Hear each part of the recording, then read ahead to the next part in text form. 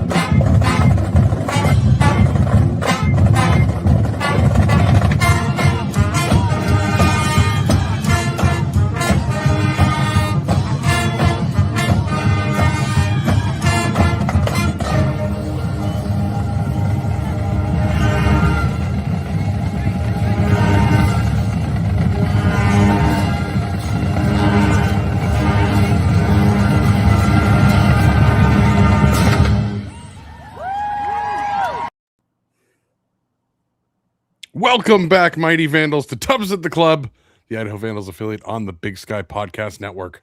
I am your host, Dallas Hammer, joined today by brave, bold Bryan Marceau. Good to be here. And just like Ross Warren said in the comment section, yes, it is spring practice for everyone. But no, dude, this time is always kind of weird as far as there's sometimes we have like these episodes where there's like a bunch of like 4-minute stories to cover like we have today. But as always, good to be here. And we only have so many more weeks before the long desert march of end of May until actual football starts, man. So anytime we have here is good. Yeah, as Ross Warren saying, it's spring practice for everyone. Apologies, everybody. Again, if you've been following Tubbs like a diehard fan, you'll know that we just changed our streaming provider just a couple of weeks ago. This is only the second show we've done, all three of us. So we're going to get it just narrowed down to getting everything correct right before we go on summer break and then have to relearn it all in the fall. So bear with us. It's going to be amateur hour for at least the next 6 months. But that leads us to last but not least, producer redacted, the brick wall himself, Marten Heemstra. Marten, how you been, man? And you muted. Marten launching right into amateur hour. Not only is Marten late because he took a nap until like 3 seconds before the show, he leads off with a mute. So strike two, dude. Shows how much I'm going. I am very tired, but gonna power through this thing. It's good to have spring football back, to have other stuff to talk about now that basketball is done. Just excited to be back on the show here to hearing your sweet voices again, not the inside of my head. Yeah, obviously you guys did a wonderful job recapping the show while I was at, I believe you said I was at the Wiggles the other week. So thank you guys for recapping again some of the most historic basketball seasons we are ever going to see in this lifetime. But now it is time, guys. We're moving on into spring football. Things have just started up. But before we get to that, I do want to point out Vandal Giving Day has just ended for 2026. The biggest and best day in Vandal Giving history. $1,877,501. And this $1.877 million raised, 3,169 total gifts, surpassing last year's record. Hopefully we're going to beat the shit out of Boise State again, just like we did the previous year, because Vandals show up when it matters the most. Guys, I don't have anything else for Vandal Giving Day. It's over. It's said and done. We killed it again. Go Vandals. Moving forward, this is some big news that I honestly struggle with. The news itself is great, and props to Terry Golick. I think she did a wonderful job with this, which is not something I say really ever, but credit when credit is due. Idaho is opting into the House settlement for 26-27. It was sent out in an email in the Vandal Athletics news director email on April 1st. It was not an April Fool's joke. This was legit. It was unfortunately buried deep in a paragraph and not really flaunted like it probably should have been. But the paragraph reads, "I also wanted to speak to you about the future of our athletic department. As we strive to be at the top of the FCS and the Big Sky Conference, we continually look for ways to elevate our athletic programs. After much research, contemplation, and planning, we have made the decision to opt in for the 2026-27 academic year. As most people are aware, I do not make decisions like this without deeply exploring what it means for Idaho and how we can accomplish our goals with the best path forward. We have hired some external experts to help us reach our goals of supporting our student athletes and their success. We will continue to offer the sports that we currently sponsor, ensuring that all our athletes have great experiences here at the University of Idaho." There is obviously some more details about Coach Prebble's comments, the built not bought, wanting to sustain our recent successes, want to attract and retain the best and brightest. We're going to opt in with an emphasis of built to last, investing in the VSF, seeking funds for facility enhancements and dollars to increase brand awareness through student athlete impressions. So, Bryan, I want to hit Mark Trivelpiece in the comment section. I totally thought it was an April Fool's joke as I saw Bryan posting it on Twitter. Bryan, your thoughts on Idaho opting into the House settlement?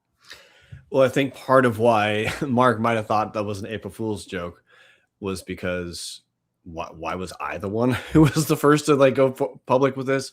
I don't mean that in the sense of breaking the news, because it was like people learned from Terry Golick's email. I will just say for how big of a change this is and how kind of a big deal this is for Idaho athletics, just seemed kind of like a needless mistake to not publicize this. Because most of the competitive Big Sky schools have now opted into the House settlement. So like Northern Arizona is in, Idaho State is in. Noteworthy actually amongst Big Sky schools who are in the House settlement. Idaho State has actually been public about their budget. They've claimed the number is $600,000 for their revenue sharing, which there's caps on what percentage of revenues the department gets that they can give. And just because you opt into the House settlement does not mean third-party entities, things like the 1889 Collective, they still exist. They're still going to raise funds.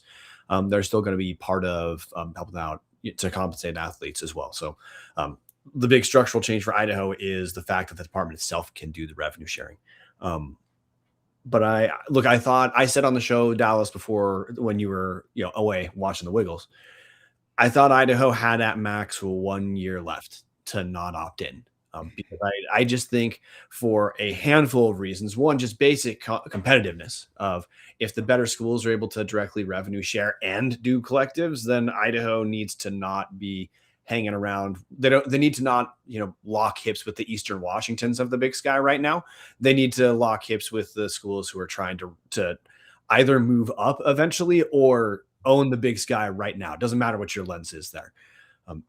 Also, if there's any sort of legal challenge that eventually takes place, and just expect there's going to be, because there's a lot of shifting in the structure that is college athletics, which we can allude to later, the executive order or not. But just bringing up, like, there's a lot that we thought even last year was going to be steady in college athletics that isn't anymore. You know that the lawsuits are going to be coming for one reason or another. And I think for schools like Idaho, schools like Montana, schools like Montana State, it is probably important right now, in case any sort of actual conference realignment shift creates a different tier of D1 athletics, where the power conferences become, completely autonomous or something like that. I think that the schools in the Big Sky, the top of the FCS, your Mountain West schools, I think it's important for them to have opted into the House settlement, so that they can say, if as far as legal purposes, they are Division I. They have the same rules. They have the same operations. They have the same scholarship requirements and eligibility. There is no difference structurally between what Idaho is and Boise State, if in case something changes radically for alignment. So it's a protective step into the future, in which I don't know if Terry Golick was thinking of this whatsoever. We obviously have not had her on the show. She's welcome to come, though. Mostly in the short term, it lets us be more competitive with what the top of the Big Sky, top of the Missouri Valley schools are doing, which is essential for Idaho. They absolutely need, if we're going to be, while we're in the Big Sky, which is where we are, we need to, if we're going to talk about, being built, not bought, and, trying to bring championships to the Big Sky, then we need to be able to compete with the top of the Big Sky, not just on the field, but with fundraising efforts as well. Yeah, Bryan, I agree with pretty much all of that. Again, it's not often that we talk about Terry Golick doing things the correct way, but waiting a year to opt in, I personally love the way that was handled. Give it a year, see what happens. It became pretty clear, at least I think to the both of us. Hey, Idaho has to do this, just like you said. Idaho has to do this if they want to stay with the top of the Big Sky. As again, the NCAA is either going to actually adapt to change for once, or it's all going to crumble and the schools will have more power than they currently do. However, all of that falls out. It was pretty apparent the House settlement was going to be the step to take if you were serious about your athletics program. And that is obviously what has happened. So what that means for us guys is revenue sharing is now possible to be done to the student athletes directly from the university. That's the biggest one here. It still allows for NIL. It technically legalizes third-party NIL, and it's intended to make that a little bit cleaner and a little bit less of the Wild West than it is. The jury's still out on that. It's still not in a great spot with that, but it does allow for the student athletes to get paid directly from the university, not just getting food and board, room and board, but to actually get some compensation for obviously the awareness and brand recognition that they do bring the school from the different media outreaches. And again, there's a handful of slapdicks talking about it on a podcast like that is worth something. Obviously it's worth much more at larger schools, but it does give Idaho the ability to pay players for being on TV and the football team hopefully taking steps back towards the FCS playoffs, the men and women's basketball programs making it to the big dance and getting that exposure that, again, for the men's team hadn't been seen in 30 plus years. The biggest thing that we'll see tangibly is that there are now 105 total roster spots for football. All of these can be scholarship. It's no longer the limit of 85 scholarships, and then you can have as many players as you want. You have 105 roster spots. You can theoretically give a scholarship to every single player. I don't know that Idaho is going to be able to fund that unless some billionaire happens to just attach themselves to the University of Idaho. But the biggest thing, Bryan, as it relates to right now, there are 95 players on the spring football roster. There are obviously incoming freshmen. It probably means that there are going to be guys that are going to lose their roster spots just because the House settlement means you do have to compress that roster a little bit. Yeah, it also, as far just to give you guys some metrics in case you're nerds, you care about this stuff. So this number is going to slowly change every few years or so, but right now the funds that are allowed to be shared with athletes, it's 22% of revenue derived from media, or 20.5 million, whichever comes first. We know which one's coming from Idaho. Now, that 22% is a cap. Schools don't have to do 22%. Hell, they can do what? They do 0%. Like you're not required to do any of this. And this is, part of where schools that can raise funds better, and schools that are higher in demand for media, they're going to have more ability to share with athletes. But that doesn't really matter to me for Idaho right now. Phase 1, Idaho needed to be competitive with the other Big Sky schools and signal that the school is going to the extent a Big Sky team can raise money for athletes, that they're going to be doing whatever they can, because that's going to hit across every single sport. Now, this isn't the same sport, but hey, basketball, Idaho just made the NCAA tournament for the first time in 36 years, and across all of Division I basketball, around 50-ish% of roster spots are now in the transfer portal. That obviously includes teams like Idaho, who did relatively well, and the teams that were garbage, right? Which means you're just gonna have to be able to have some funds to try to bring top tier guys year in, year out, because until there's there's a chance this can change in a little bit, but until there's actual rules around transfers that are able to stand up to court, this is just the reality of where we're going to be across virtually all sports. Is if you have some money, you're going to be able to get some of the better guys. If you have no money at all, it's going to be an uphill climb, and you're just going to have to be a recruiting savant. Yeah, I mean, and Bryan, that's about all I got. We're going to see this continue to change and evolve, especially, I mean, honestly, from a month-to-month basis, it might feel like things evolve, especially as Idaho will do things to build in, not necessarily compliance, but more compliance around the House settlement and what it means and what the university can and can't be doing. I would expect to see some of those things change. It'll probably move at the pace of both academia and Idaho, which means we might not physically see it for quite some time, but things will continue to change. No, I mean, I think the environment is going to change around Idaho and force it forward. You and I are both in agreement. Like, we are happy that Idaho opted in this year. And prior, we were happy that Idaho gave it a minute before diving in too. But that doesn't mean that Idaho, most Big Sky schools, this is the reality. The environment of college football and college athletics is going to change. And that change is what's going to force departments to change what they're doing. Like, look at even UC Davis, man.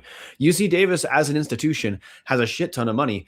Davis just opted into the House settlement this year. Like, other schools at this level, that's what they're doing. Is some schools are cautious and they want to see how things go throughout all of college athletics before dipping their toe in. Some schools, like the Montana schools, who, those schools do have more money from media, because as we all know, like Montana State have a stranglehold on media in Montana because there's no competition whatsoever. It's easier for those schools to jump in the first year. Most of the other schools who've jumped in, they've been cautious. Idaho is amongst them, and I think that's, for most schools, that's probably the right call. Yeah, again, couldn't agree more. And again, because I think we get a bad rap sometimes from the athletic department, who I know is listening to this. I know there are people in that department that are hearing this. Yes, we talk about the negative things that have happened in the athletic department quite frequently. But man, this was the right move. Again, if a school like UC Davis that has so much more money than we do, if they're moving on to the settlement now at the same time Idaho is, hey, it's a pretty good place to be. But guys, we are here to talk spring football. Before we get to that, if you are looking for a great all-inclusive week-long vacation, don't look past your backyard. Hughes River Expedition has been Vandal owned and operated since 1976, and they're ready to take you on the vacation of a lifetime. Enjoy a multi-day trip down the middle fork of the Salmon, the main Salmon River of no return, the Salmon River Canyons, or the Selway. You could check out special trips like one to see the Perseid meteor shower, camp on pristine beaches, run amazing whitewater, hike scenic trails, spot wildlife, soak in beautiful natural hot springs, and the same thing I say every week I'm on this show, guys. Fish the most remote stretches of river in the entire country. Just bring your clothes, call in an HRE, you're going to handle everything else. Grab a paddle, catch dinner, and ride the bull all throughout the Gem State. Call them now, 406-540-4450, or check them out at hughesriver.com. So, gentlemen, as we're getting back to talking football, the big thing we have is obviously spring football is back.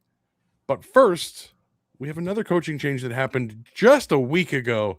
It was in the works for a little bit, didn't get publicly announced for a while, but Neil Fendall, last year's special teams coordinator, we've talked about it before. He was a special teams coordinator and safeties coach, was replaced as special teams coordinator by Joe Begnall. And now Neil Fendall has left the University of Idaho. He's now a defensive analyst for Washington State University, just heading across to the other side of the Palouse, while Dom Anderson has arrived from Missouri Western State. He was the defensive backs coach there last year. Bryan, what do we know about Dom Anderson?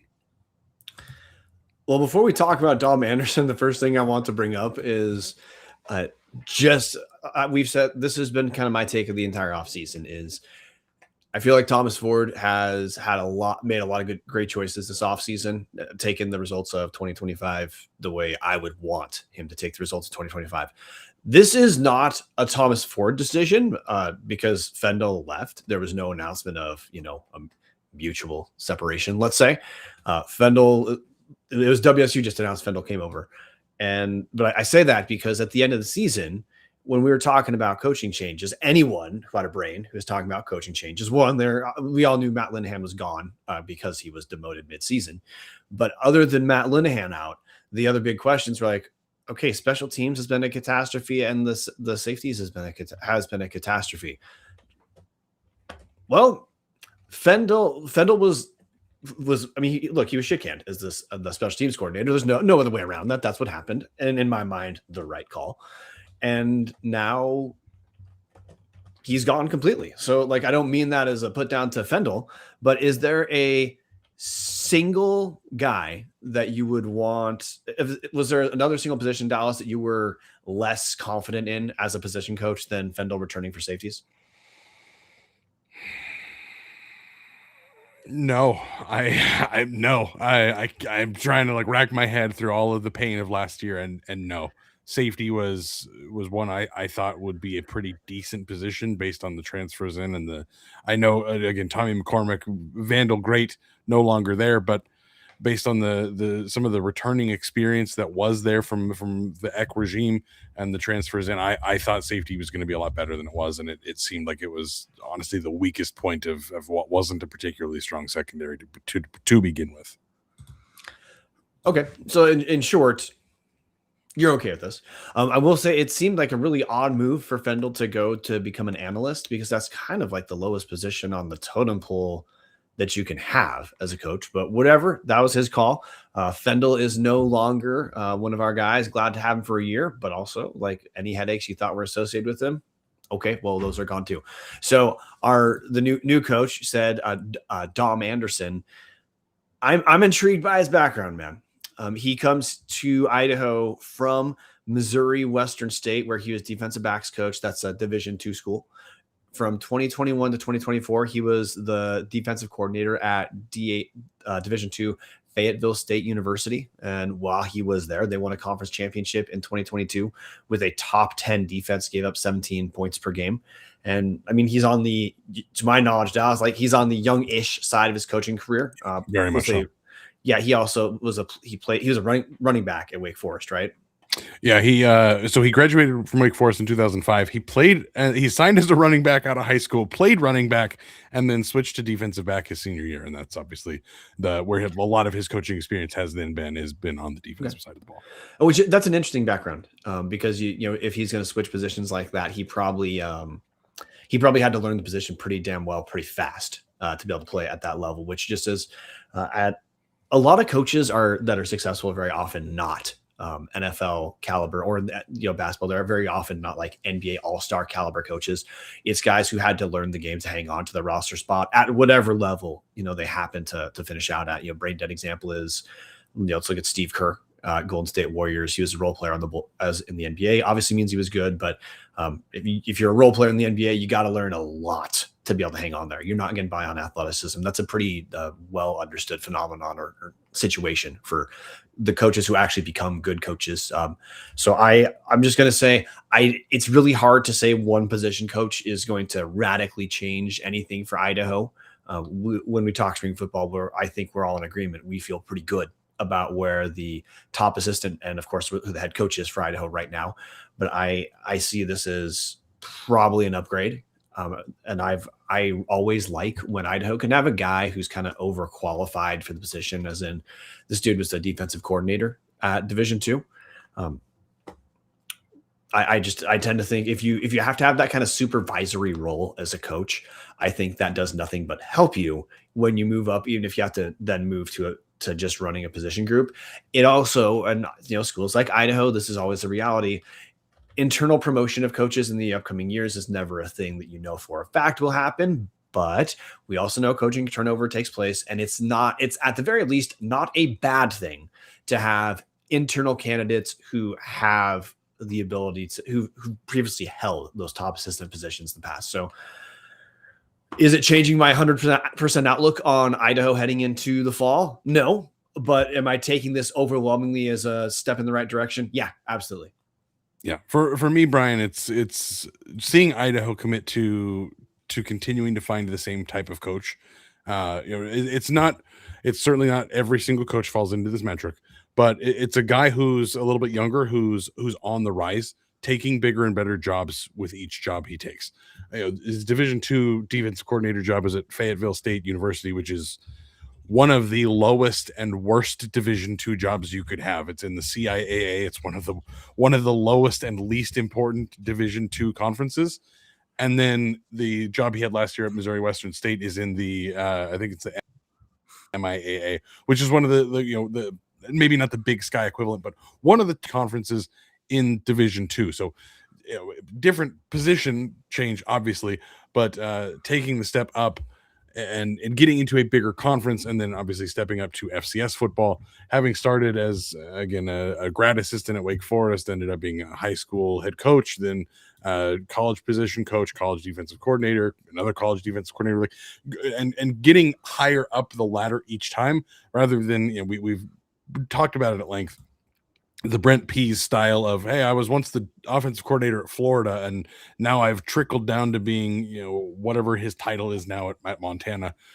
I like seeing Idaho commit to those younger guys that are moving up. Obviously, that's not always how it works, especially when it didn't work out an offensive coordinator last year. Matt Linehan, now a Division II wide receiver coach at Winona State, I believe. So didn't quite work out there for that one, unfortunately for the Vandal legend. But for the most part, this is a staff that is seeming to focus on the guys that are climbing the tree and showing growth, rather than hey, this guy's been a coach for a long time, so let's try it out. That's what Kendall was, and it did not work out. And I'd say it feels like it's a mix, because they look at Ian Shoemaker. That's a guy who has a ton of experience, so he's not necessarily. I mean, it was Idaho's move up compared to where he was last season, but relative to where his career has been, it's not. Idaho's not a move up, but you talk about Lee Stalker, this is a move up. So what I like for that Ford has done with his staff is I enjoy that there's a wide range of ages, a wide range of guys in their professional careers, and I also think if you look at the things that Ford changed last year, it wasn't simply experience versus inexperience that changed. It was underperforming or not, right? So the coaching changes that we already highlighted, those were guys who underperformed, and it was a self-deportation at the safeties position. But Ford was the guy who pulled the trigger on the special teams coordinator change. So we're going to see how this materially changes things on the field. But if you were not happy with how the special teams and safeties performed last year, I feel like you have no choice but to be at least a little bit up heading into the fall. Yeah. The kind of the final point I want to hit on the coaching staff is, obviously last year did not go the way anybody wanted it to. Jason Eck comes in, completely revitalizes Idaho football, FCS playoffs 3 years in a row, the three best seasons that, again, I'd seen in my entire life. Idaho tries to capitalize on that by bringing back a former coordinator from the Eck era. It did not go well in year one. There's not a whole lot of buttons to push when things kind of fall as flat as they did, especially on the expectations that were, maybe fairly or unfairly put on the program by themselves, by us, by other media members.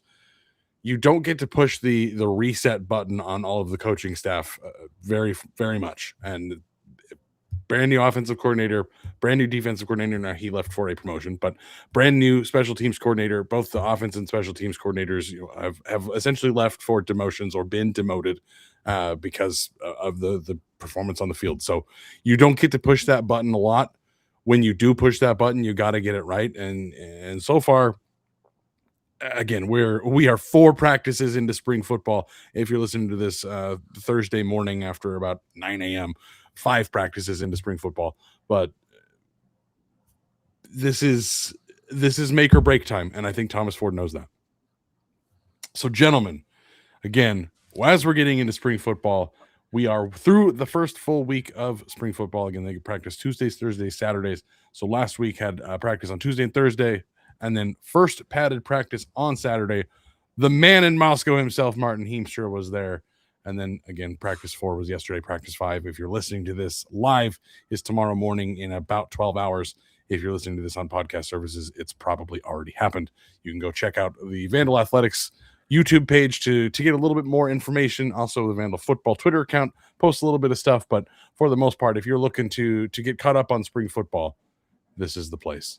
Bryan, I posted some notes into the outline. Feel free to take the wheel, and then we will kick it to Marten to get some notes and observations. Well, I actually want to hear from Marten first. Marten has been our eyes on the ground during spring football. That is the blessing and curse of actually living in Moscow. But Marten, you were there Saturday. Saturday was the first practice in pads, not a scrimmage. So hey, we bracket that for takeaways, is we have not yet seen a scrimmage. But Marten, from what you saw at practice, what stood out? For first, you could tell it was a first day of padded practice. There wasn't a lot of standouts. There wasn't one team, wasn't one side of the ball that was dominating over the other. There was each side made their plays. The first thing that really stood out to me was a lot of what Shoemaker said in his intro presser from, I want to say it was January, I want to believe. If anybody wants to correct me on that. A lot of variety from Shoemaker, a lot of RPO, a lot of options off the same play, kind of like I'm saying right now, kind of just like that. The tempo was a lot faster from the offense, just going from play calling to the line, and then and getting back to the huddle to getting set back up again. The tempo seems like it's going to be a lot faster. Defensive wise, it still looked like they're still installing a lot of stuff. There was not wow stuff, but not in a bad way, but it kind of switched between two with being Iowa State. I know they're always known for the 3-3-5, but a lot of what I saw was defense from the first team was a 4-2-5 or a 4-3 from them.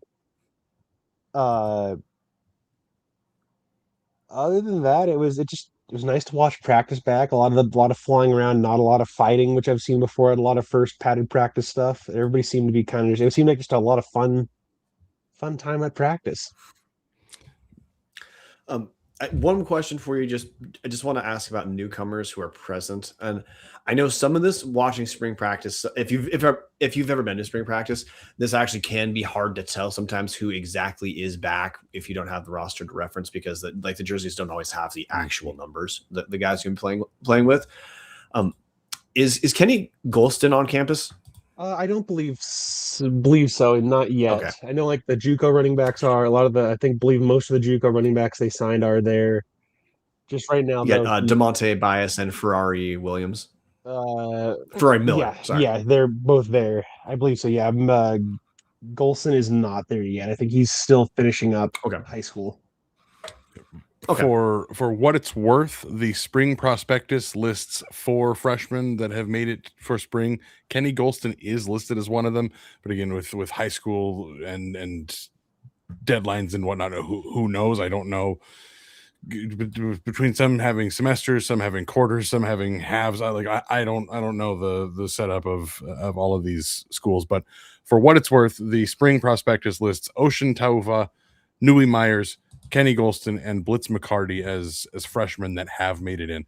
The spring prospectus also lists Emerson Cortez Menjivar as a huge returning piece of the Vandals, and Emerson Cortez Menjivar is on the other side of the country because he went to, I believe, Tennessee Tech.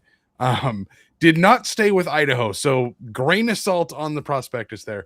But for what that's worth, it does say that Golston is here. One thing I wanted to bring up, Martin, is you said that you saw a lot of variety from Shu, a lot of the RPO stuff, a lot of like options off of the same play. They talked about that a little bit in some of the interview stuff that was done after that practice. Shoemaker specifically said he's really excited about, there's a great group of returners on the offensive line. The tight end room is showing real growth, but the Joshua Wood can pull the trigger well, and he's really excited to see him do the things that they're going to ask him to do this year. It's been a very targeted almost message, I felt like, in some of these answers to the questions that are being asked and posted up on the Vandal Athletics page. There is certainly a focus to getting Joshua Wood to do what he's better at, Bryan. And I know that's something you harped on a lot last year of let's stop seeing him throw the fade. Let's let him move around a little bit. Let's throw some of those quick balls to get this offense quick and moving and let him take over as an athlete. Yeah, look, I listened to those interviews, and I really think you guys should head over to the Vandal Athletics YouTube page to listen to those interviews as well. One of the things that is slightly different this year is it seems like they're posting a few more but shorter videos from the coaches, because we've had videos from Thomas Ford. There's also videos from Lee Stalker, defensive coordinator, and as you referenced, Ian Shoemaker. So I guess to talk offense first. This is part of what I think a lot of us expected with Ian Shoemaker coming in, is a lot of, the previous year, with not for no reason, but in 2025, I think a lot of people are like, hey, this will be like Eck, but slightly different. And 2026, no, dude, that's over. Forget about Jason Eck. Like, remember the times, right? But no comparison. It's a new team, new coach. Offensively, this sounds, surprise, surprise, Dallas, exactly like essentially what Shoemaker was doing at Eastern Washington. And with the talent Idaho has, I think that clearly I think that sounds like great news compared to what we saw last season. Joshua Wood is a guy who looks like he is just born to live in RPO land quite a bit. And we didn't get to see, I didn't think we saw nearly enough of that in 2025. Ian Shoemaker sounds like he's doing what we hoped. When we talked about, look at Shoemaker's background, when he's at different schools, the offense does change based on play calling changes based off available talent. We looked into that, and our thought was like, okay, that means things are going to change for Idaho. We're going to play to the team's relative strengths, right? That's what it sounds like they're doing, and the messaging seems to be that ignore the results to me from Joshua Wood from 2025, because there was a lot of hype for that team and Joshua Wood that was not ultimately realized. And at times when you have hype coming in that people don't match, that can invent frustration. I just think for talking about this season, we can remember the strengths and weaknesses we saw, but as far as output, ignore that, because the system's going to be completely different. And we've seen this time and time again, not just at Idaho, but like if you follow any sort of sports, if a guy is in the wrong system, it's hard to look good. But when you get into the right system, you can look absolutely great. And what I'm not concerned about this season is that offensively, we're going to be running a system that is not friendly for the available talent that we have. Obviously, the coaching staff's been pretty open. They seem to think Joshua Wood is going to probably take some steps based off being in an improved system. That's a big deal. I will say just another story to track, and it's going to be hard for us to have an answer during the spring. But based off the roster, based off transfers in, there's still time for the team to add a couple players. The head coach Thomas Ford probably knew about opting into the house settlement for a while, right? Because that impacts his roster. So whatever Thomas Ford has needed to do, probably a decent amount of that has already taken place. And it's very, very likely been done with the idea that there are other positions they still may want to buttress with transfers after spring football. Wide receiver, pass catchers is a place I think we're going to kind of pay attention to. JJ Homuth transfer in from JUCO. He had offers from Syracuse. He has been a guy that the coaching staff seems to be really high on and believes he's going to be a contributor as a pass catcher. At the wide receiver positions, we had a ton of freshmen who played last season, and it looks like until further notice that the improvement from the wide receiver position is going to be banking on a combination of two things. One, better system, which we talked about now already for the quarterback, and just natural development from guys going from a freshman year to a sophomore year. Yeah, that's something that I saw a lot of in listening to Thomas Ford's interviews. Was Bryan, the coaching is the big difference that's happening this year. And it was mentioned by some folks that I won't name in our Discord, but it felt like the adults were not in the room last year at times with the way that the coaching was happening. You're not talking about Idaho State, are you? Oh yeah. Thank you for bringing that game back up, Bryan. But something that Ford said he was talking to Coach Cooper, the strength coach, about was that he feels like he's been able to take a step back this spring, and he doesn't have to focus on necessarily one side of the football or the other and really like focus on trying to fix things there. He's been able to step back and watch the entire team. That the coordinators are doing a better job of coaching the coaches. Everyone's on the same page with terminology and language, and they're able to play faster because this year he's able to trust guys to coach their positions a little bit more than he did, which is a really big thing. When, especially Marten, you mentioned the defense was is mostly 4 down, but this is going to be a very varying defense. Marten, we have like two guys from last year that are names that we recognize. Is there anybody that you saw that started or popped a little bit on the defense that you wanted to at least shout their names out of guys that we should maybe be paying attention to? Not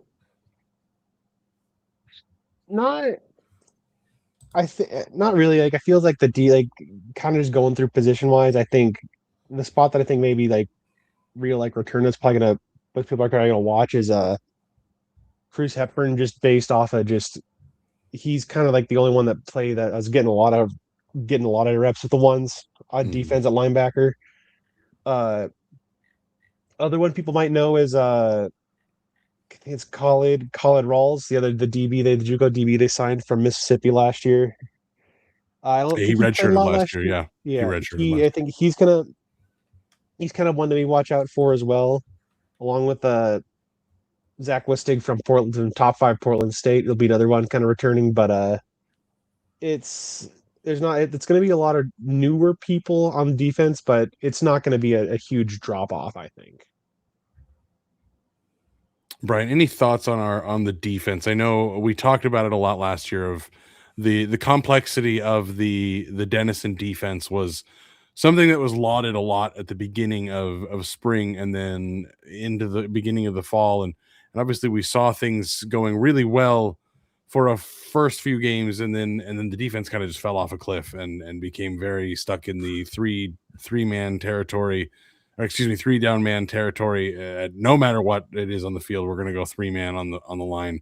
We're going to drop the DBs back 12 yards and just lose every game that way.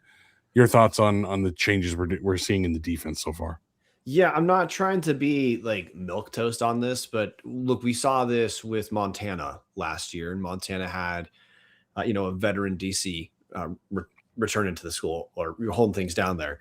When you have this level of roster turnover, it is really hard to know anything about who's going to be playing much until you're in like the 4th or 5th week of the season. What I can say is I feel like there's symmetry on offensively and defensively of multiple formations, move fast, but keep it. We cannot have complexity being too much of an issue here. So, players have to, we want enough variety to catch teams off guard, but we cannot have people, misunderstanding assignments and that leading to, wide open, chunk plays. So I know, just listening to Lee Stalker, like you listen to him talk about, the team, and I feel like it's pretty easy to start to feel confident. He has a different demeanor than Court Dennison. Court Dennison came across a little bit more intense. I'm not saying Lee Stalker is not intense. I bet he is, but he also Lee Stalker comes across as, this is going to be a buzzword in a different context. People might get kind of roll their eyes at, but he comes across as more cerebral, more composed than Court Dennison. So we're going to see what that actually leads to. But on paper, on April 8th, when our first game isn't until well into August, all of these things, all the stuff that we're seeing, all the reports we're hearing are letting me relax. But I really think with defense that it's just going to be hard for us to have any goddamn clue, because offensively, we at least know some of the key positions. Like, hey, Martin, you talked about, did you talk about the O-line yet? I have not yet. Okay. Well, Martin, you messaged us about who the number one O-line was, which was left to right. You had that listed as that was Stedford. Stedford, Skinner, Vining, Evans, and Henson. All of those guys are returners from last year who saw at least some play, correct? Yes. So, and then, hey, we know who the quarterback is, right, Dallas? We know who the receivers competing to be the number one, number two, number three targets are at the wideout position. And even with newcomers, we know who the top pass catching tight end targets are going to be. We know. So, there's a little bit more known on the offensive side. Man, having not even seen a scrimmage, dude, it's hard to have any idea of who's going to stand out defensively. And I'm just accepting that I feel like we're going to know a lot more about this team offensively heading into the first week of the season than we will defensively. So I do want to hit a little bit back on that defense, Bryan, because something Lee Stalker said that I really liked. First off, shout out to Ross Warren in the comment section saying Stalker talks like an educator and understands educational principles, not just a coach. That's going to matter. That's huge. You hear him talk and it's like, oh, this guy understands he is teaching football. He's not coaching football. And that's, I think, a really, really important thing to know when you're a college coach. Like, yes, coach is in the name, but you're teaching the game here. This is not the NFL. This is not where you are talking blades of grass defining teams. You're talking the guys that are best at teaching young men how to play the sport. That's where the separation happens. So something he said is that this is a team that doesn't have a ton of returners, but it has a ton of returners with starting experience. It has a bunch of returners that have been in the program. There's also a good amount of transfers. So this is a pretty experienced group that just need development and coaching to become really, really good. And it's on them to provide the work ethic and the buy-in, but that it is an experienced group that just needs some extra coaching. So something he's mentioned is that the style of this team is going to be intelligent aggression, whether it's 4 down, 3 down, 3-3-5, 3 high safeties, or the 4 different defenses he shouted out. The most important thing is that they need to be conceptual and situationally smart. Said things about the focus right now is you mandate the attitude and the effort. You execute knowing the concepts so that you maximize your learning curve. You know situational football so that you have a concrete and confident foundation into summer and fall. So that right there speaks so much to he understands this is an unproven defense. This is a defense that is going to have to figure out how to gel very quickly. And that's the big thing that you're going to run into is you got to teach these guys to get it very quickly, because this is not the old days of trotting out the same guys for 3 straight years and you're growing and growing and growing. You got to throw together a bunch of new guys at once. But Bryan, to go back to the offensive line and the offense itself, something that they're really speaking a lot about is being faster with more tempo and being more efficient throwing the football. And having, again, 4 starters come back from last year. Nate as a party is the one departed. Leighton Vining is expected to kind of step into that leadership role. But that is going to be, I think, the focus of this team. That's why I think Shoemaker came in, who, again, was scoring near 40 points a game when he was with Eastern, near 40 points a game when he was with Grand Valley State last year. This is a team that has, again, tight ends that have played a bunch, offensive line that's played a bunch. We know who the quarterback is. Yes, the receivers didn't pop last year, but a bunch of them had playing time. This is going to be one of the most experienced offenses in the Big Sky Conference. It's just going to depend on finding ways to make things effective rather than last year's run up the gut, chuck a fade on 3rd and 12 and hope that your punter gets the punt off in time. Oh yeah, and some of the messaging too offensively has been about being more efficient, which I understand that to be the intersection of what you're saying, tempo, and also, Idaho is going to score points based off what they do well, not what they do not do well. And as simple as that sounds, we lived through an entire season where that didn't seem like that was the direction the offensive play calling compass pointed, right? So I guess, I'm interested in seeing what we see out of the scrimmages. I think all of us have also learned, listeners and hosts, that you want to get excited about the good takeaways of spring football for sure, but it's also important to not to remember that there's not a single game won in September, October because of a practice in April. So I'm just trying to not be too dramatic until we actually see scrimmages. But a lot of what we do when we talk spring football, Dallas, is tea leaf reading, because look, the entire roster isn't here.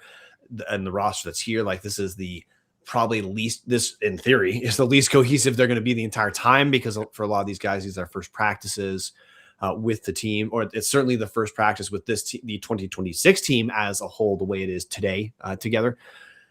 But the tea leaves that I'm parsing, other than the brain dead spring football hope, I'm not going to bring this up again, but the biggest spring football hope is always phase one. We need no critical injuries that are going to, be an issue in the actual season. Minus that, the tea leaves we're seeing both offensively and defensively, part and parcel with the change in coaching, meaning the change in orientation of the program. Those are all favorable to me as of the first week of April. One thing we haven't spoken about, as we've talked about most position groups, we haven't mentioned the running back room. Lance Dunbar, shout out to the Dallas Cowboys and Los Angeles Rams legend Lance Dunbar.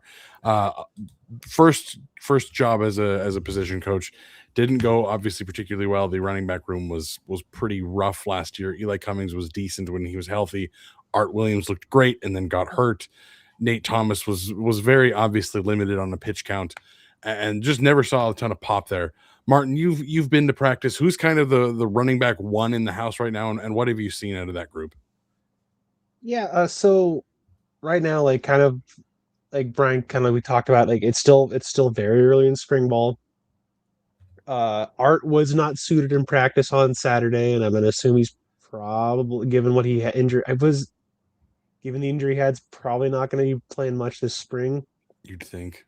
But and this is very well could be it could be Kenny, but I don't know. It didn't look like him based off of what I saw. It was number 25. It looked like it was Carlos Matheny was the number one running back this spring, just based off of who was there, based off the roster that is on the Idaho Vandal website. Was getting reps with the ones. And it kind of felt like it was a mix between Ferrari and who's the number 7? Bias, Demonte Bias. Kind of, they seemed like the number 2, 3. Kind of, they were kind of splitting reps with the 2s after that. So it really kind of didn't feel like, it still felt like there was, everybody was up in the, I wouldn't say up in the air is the right word to use, but it just felt like, I would not say if at the practice come this Saturday, I would not be surprised if it was a different running back. They're just trying to figure out who they have right now. Mm-hmm. I would not read much into things this early in spring ball as far as running backs go. And we've certainly done that before, Bryan, when it was the Jason Eck years in that first spring. It was, wow, what the hell are we going to do at quarterback? The offense isn't doing much, but hey, at least Roschon Johnson looks incredible. He's going to have a great year. And then lo and behold, Tony Trees came out of nowhere. That's why you got to go see the practices, guys. If you can, if you're in Moscow, the Saturday practice, I'm presuming this has to be a scrimmage coming up this week, right, Marten? I would believe so. Yeah, it's a 12 p.m. on the graphic that Ford has reposted a few times. It does say 12 p.m. So I would guess probably a scrimmage. Yeah.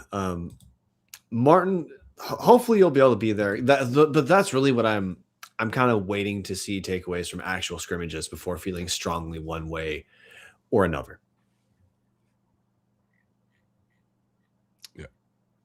The one thing I want to also hit on, guys, and I know because this has been obviously a big old just blurb of us just throwing out the random snippets and things that we've digested from Marten, picking up things from being at practice, the things we're picking up from scouring the internet for any little bit of spring football news that we can get.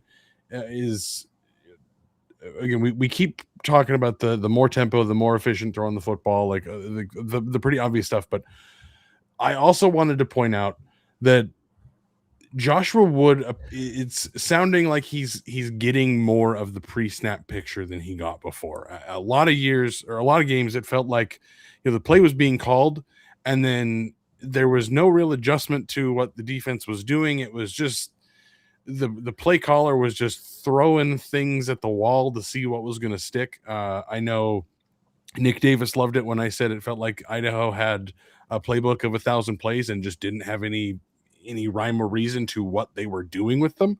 And that sounds like that's being changed.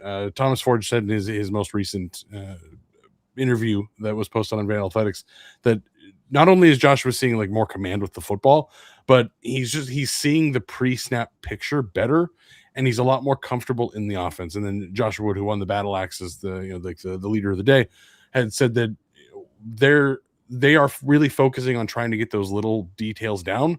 That way it is, hey, snap the ball, run the play, get back up to the ball, snap the ball, run the play, get back up, and keep things moving at an easy, free-flowing level, which has been the thing the coach has been preaching about this whole time. I've got an outline of multiple pages of all of the quotes from spring ball, and almost every single time the coaches are talking about trying to raise that tempo, but trying to make it not just because they're just trying to go no huddle, but because they're trying to get the guys more comfortable to be able to play faster. And that's what we're seeing and hearing a lot of right now is, reading through the tea leaves, the coaching is going to be better this year. And that's going to make a huge change in guys being able to actually run the plays without having to think. And again, the Jason Eck experience felt like it was just so well oiled, and just things were not always perfect, but for the most part,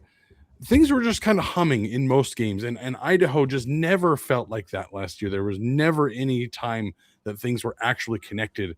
You'd have a great drive here and there, but there was no real consistency.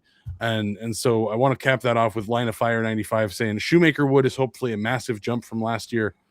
I mean, Shoemaker recruited Wood to Eastern. Wood was committed to Eastern before Shoemaker left, and then he didn't go to Eastern. It is really hard not to get excited based on the things that the coaches are saying this year about what the focuses are, when we saw the things that they're talking about focusing on were things Idaho struggled so immensely with last year, not being able to ever find a rhythm in game.